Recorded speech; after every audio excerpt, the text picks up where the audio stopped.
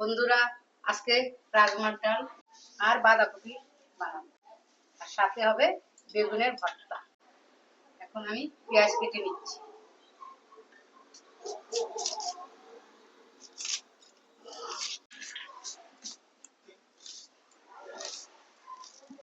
এখন আদা কেটে নিচ্ছি।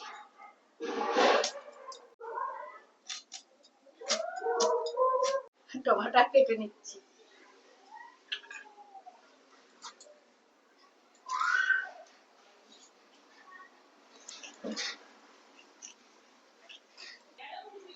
এবার রাজমাটা সিদ্ধ করে নেব। এবার অল্প একটু নুন দিয়ে রাজমাটা সিটি লাগিয়ে নেব।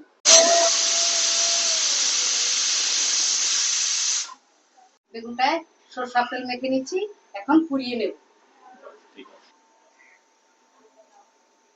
বেগুনটা পোড়ানো হয়ে গেছে, এবার নামিয়ে নিচ্ছি। এবার বেগুনটা ছুলে নেব। আর কাঁচা সরষের তেল, একটু লবণ, এখন এটা মেখে নেব। বেগুনের ভর্তাটা মাখানো হয়ে গেছে। এখন বাঁধাকপি কেটে নিচ্ছি।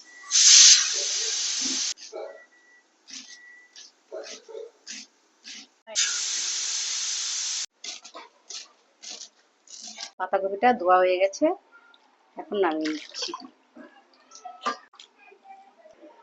কড়াই গরম হয়ে গেছে, এখন তেল দিয়ে দিচ্ছি কড়াইতে।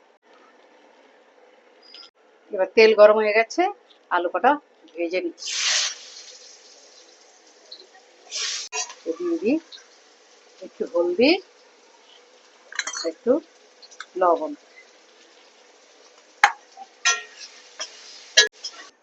বাঁধাকপিটা ভাজার জন্য শুকনো লঙ্কা, পাঁচফোড়ন দিয়ে নিলাম।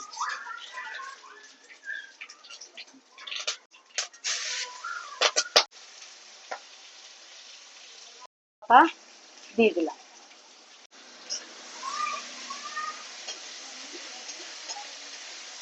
এবার আদা বাটা দিয়ে দিলাম।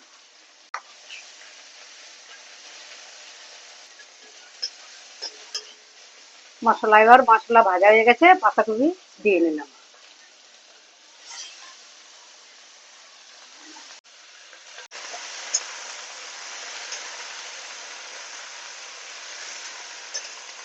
এবার দিয়ে দিচ্ছি লবণ,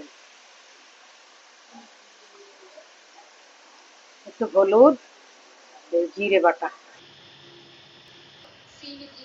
বাঁধাকপিটা হয়ে গেছে, এখন নামিয়ে নিচ্ছি।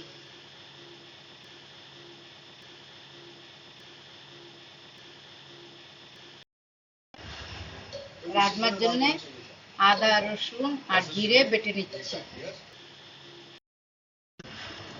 কড়াইটা গরম হয়ে গেছে, এখন সরষের তেলটা ঢেলে দিচ্ছি। তেলটা গরম হয়ে গেছে, এখন দিয়ে দিলাম তেজপাতা, শুকনো লঙ্কা আর এলাচি। এবার পেঁয়াজগুলো দিয়ে নেব। এবার দিয়ে দিচ্ছি আদা বাটা আর রসুন বাটা। এবার দিয়ে দিচ্ছি কাটা টমেটো আর কাঁচা লঙ্কা। এবার পরিমাণ মতো লবণ আর হলুদ দিয়ে দিচ্ছি।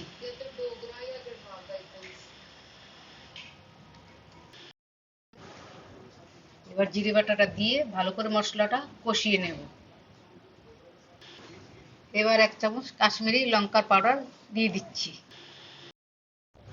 এবার মশলাটা কষানো হয়ে গেছে, এখন সেদ্ধ করা রাজমাটা ঢেলে দেব।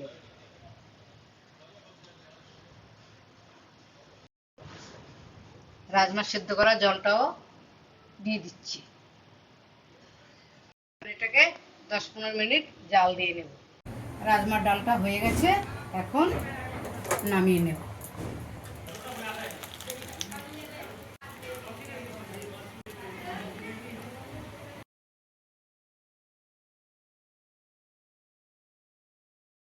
আমাদের সব রান্না হয়ে গেছে।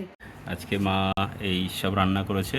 এ হলো রাজমার ডাল, এটা বাঁধাকপি, এটা বেগুন মাখা, আর একটু স্যালাড আছে সাথে।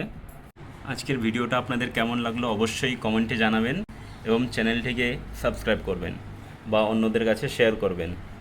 এভাবেই আমাদের চ্যানেলের পাশে থাকুন, সাপোর্ট করুন, যেন আমরা আগামীতে আপনাদের আরও ভালো ভালো ভিডিও করে দেখাতে পারি। ধন্যবাদ।